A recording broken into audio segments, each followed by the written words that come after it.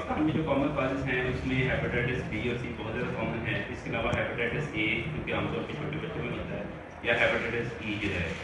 इसके अलावा और भी काफ़ी टाइप्स हैं, या बहुत सारी अद्वियात लेने की वजह से हेपेटाइटिस हो जाता है। हेपेटाइटिस सी के हवाले से खास बात करें या इसके साथ मरीज को रहना सीखना पड़ता है, आपको learn to live with it. हाँ, नहीं, हेपेटाइटिस सी जो है ये अल्हम्दुलिल्लाह पिछले कुछ अरसे से बहुत ज़्यादा काफ़ी इलाज होती जा रही है दिन ब दिन। पहले आज से 10 साल पहले इसके लिए इंजेक्शन लगवाए जाते थे, इलेक्ट्रॉन इंजेक्शंस, जो कि ना सिर्फ काफ़ी ज़्यादा महँगे होते थे, बल्कि महँगे होने से ज़्यादा प्रॉब्लम उनकी ये होती थी कि उन इंजेक्शंस को टॉलरेट करना एक बहुत बड़ा इश्यू था। अच्छा। अक्सर मरीज़ हमारे पास आते थे, वो कहते थे, "डॉक्टर साहब, ये जो आपने टीके लगवाने शुरू किए हैं, टीके लगवाने से पहले मेरे इतना बीमार नहीं था, टीके लगवाने के बाद मेरी बीमारी जो है वो मुझे मज़ीद बढ़ती हुई नज़र आ रही है।" तो वो टीके आम ज़ुबान में से कहते हैं कि वो इतने गर्म और सख्त होते थे कि ना सिर्फ उनसे आपका एचबी लेवल जो है वो उनका लेवल डाउन होना शुरू हो जाता था। इसके अलावा कीमो की आपके, तरह। हाँ, बिल्कुल, वो इसी तरह था। काफ़ी आम ज़ुबान में सख्त और गर्म टीके बोलते थे और मरीज़ काफ़ी परेशान रहता था कि अब मुझे जो है ना, वो इलाके के लोग, मोहल्ले के लोग उन्हें बता देते थे कि यार ये टीके ना लगवाना, इससे आप पहले से भी ज़्यादा बीमार हो जाओगे। तो किसी हद तक बात ठीक थी। जो लोग उस ट्रीटमेंट थेरेपी से अंडरगो हो जाते थे, गुज़र जाते थे, तो फिर तो वो क्योर हो जाते थे। लेकिन बहुत सारे लोग जो हैं उन्हें बीच रास्ते के इन ट्रीटमेंट ऑप्शन से विथड्रॉ होना पड़ता था, वो बर्दाश्त नहीं कर पाते थे। लेकिन ये आज से 8-10 साल पहले की बात है। अब अल्हम्दुलिल्लाह काफ़ी अरसे से जब से ये गोलियाँ आई हैं हेपेटाइटिस सी के लिए, तो ये बहुत बड़ी ब्लेसिंग है पेशेंट्स के लिए। इसमें एक तो बड़ी सहूलत ये है कि रोज़ाना की 1 गोली खानी है। 1 या मैक्सिमम 2 गोलियाँ सारे दिन में वो पानी के साथ ले सकते हैं आप।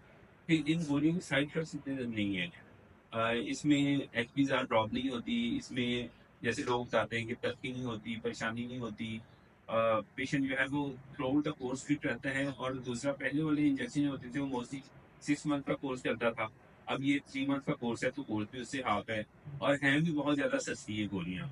तो आप समझ लें कि हेपेटाइटिस सी जो कि पाकिस्तान और फैसलाबाद में बहुत ही ज़्यादा कॉमन है, तो ये इसकी वजह क्या है? हेपेटाइटिस सी ये पानी की वजह से होता है कि पानी का निज़ाम बेहतर नहीं है, पीने का पानी बेहतर नहीं है, या फिर इसके अलावा हाइजीनिक को और अल्लाह का शुक्र है कि पानी पीने से हेपेटाइटिस सी नहीं होता।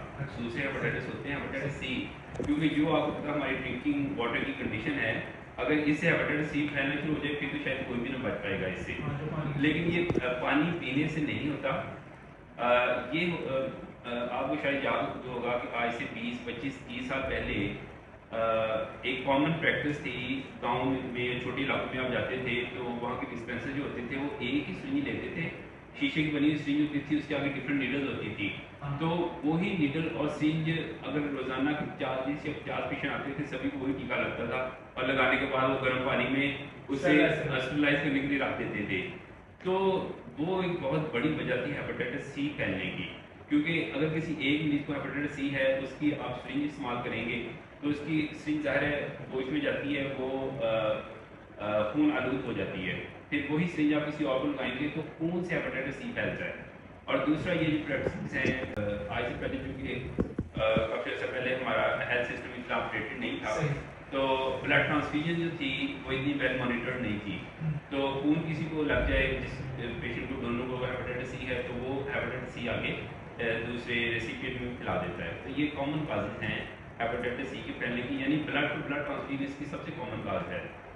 अच्छा, इसके अलावा हाइजीनिक का जो होता है उससे हमें खाना जो खाया है वो प्लेट सही नहीं थी, प्लेट के अंदर जर्म्स थे, या धो के नहीं खाया, फ्रूट्स वगैरह आपने नहीं धोए, ये साफ सुथरा खाना जो है कितना इम्पोर्टेंट है। हेपेटाइटिस ए और हेपेटाइटिस ई, ये दो हेपेटाइटिस हैं जो कि बहुत ज़्यादा कॉमन नहीं है। हेपेटाइटिस ए तो खतरनाक भी नहीं है। इसमें तो कहते हैं कि अगर किसी को हेपेटाइटिस ए है तो 99% चांस है कि वो लाजमी ठीक होगा, और दवाइयाँ नहीं भी लेगा तो वो लाजमी ठीक होगा। ये इतना गैर मुज़र हेपेटाइटिस है, तो वो खाने पीने से या उससे फैल सकता है।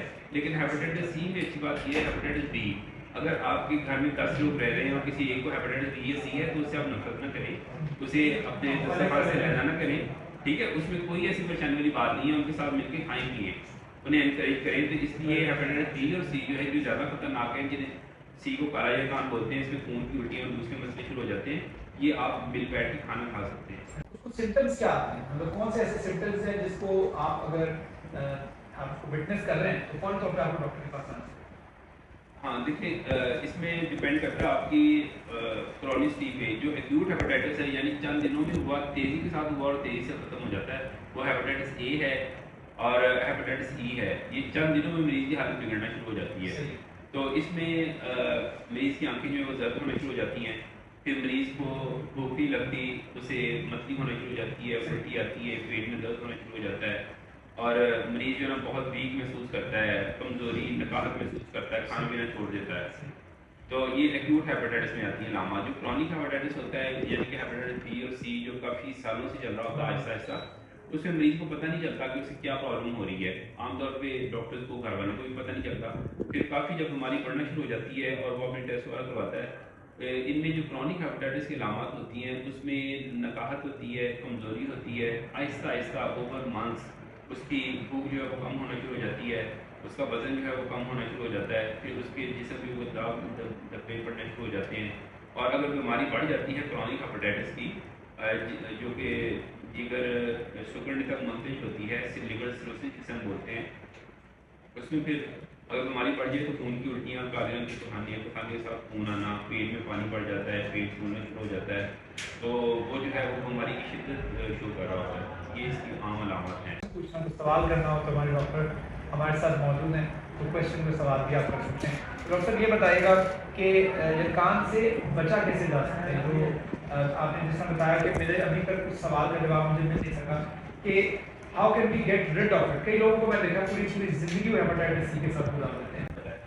अगर इन टाइम्स का पता चल जाए, बहुत सारे लोग खुशकिस्मत होते हैं जिन्हें हेपेटाइटिस सी का पता चलता है, उन्हें कोई अलामत नहीं होती। हाँ। अक्सर यंग लोग जाते हैं ब्लड डोनेट करने के लिए, और वो तो चांस हाँ उन्हें उस वक्त रिफ्यूज़ कर देते हैं, जी हम आपका ब्लड नहीं ले सकते क्योंकि हेपेटाइटिस सी है। वो उसको यंग और फिट होते हैं इसलिए वो गया ना ब्लड देने के लिए।